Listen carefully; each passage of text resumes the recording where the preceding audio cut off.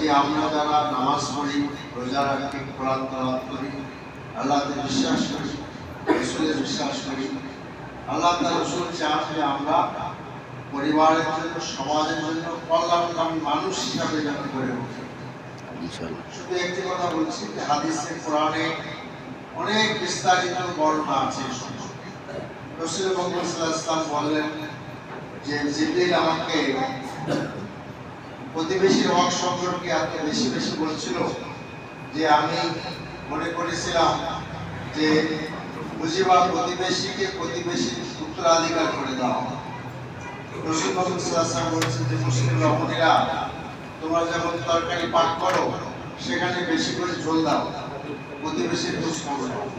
তিনি আরো বলছেন যে মুসলিম রমণীরা, যদি একটি আপনার জল শোনো পাওয়াও তোমাদের কাছে দেওয়া হয়, পায়া তুচ্ছ জ্ঞান করো না। রাসূল মুহাম্মদ সাল্লাল্লাহু আলাইহি ওয়াসাল্লাম বলেছেন যে প্রতিবেশীর হক তিনটা। এক হলো প্রতিবেশী অমুসলিম, তার হক একটা। প্রতিবেশী মুসলিম, তার হক দুইটা। প্রতিবেশী আত্মীয়, মুসলিম হিসাবে হক, আত্মীয় হিসাবে হক, প্রতিবেশী হিসাবে হক। আসলে ইসলাম একটি এরকম কল্যাণমূলক সমাজের চিন্তা করে। যদি কোনো ব্যক্তি বা কোনো জনসমাজ ইসলামকে অনুসরণ করে, তাহলে সমাজ সুন্দর হয়ে যাবে। আমি আর ইনশাআল্লাহ আমরা চাই যে বাংলাদেশে একটি সুন্দর সমাজ গড়ে উঠুক। আমি কথা বাড়াইতে চাই না, সময় নিতে চাই না।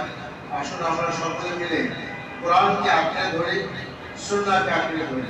রাসূল মুহাম্মদ সাল্লাল্লাহু আলাইহি ওয়াসাল্লাম বিদায় হজে বলেছেন যে মুসলমানরা, আমি তোমাদের জন্য দুটি জিনিস রেখে গেলাম। একটা হলো আল্লাহর কালাম, আর একটা সুন্নাহ।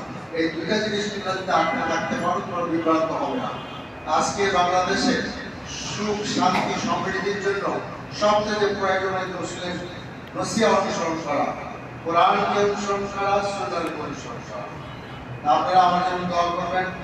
আল্লাহ তাআলা যদি আমাকে একটু সুযোগ দেয়, ইনশাআল্লাহ রাসূলের সেই নসিহতের আলোকে একটি ঢাকা 12, একটি বাংলাদেশ করার জন্য আমরা চেষ্টা করব। আল্লাহ তৌফিক দান করুন। ওমা তৌফিক ইল্লা বিল্লাহ। আসসালামু আলাইকুম ওয়া রাহমাতুল্লাহ। সুবহানাল্লাহি ওয়া বিহামদিহি, আশহাদু আল্লা ইলাহা ইল্লা আনতা, আস্তাগফিরুকা ওয়া আতুবু ইলাইক। আপনাদের পরিবার ধন্যবাদ।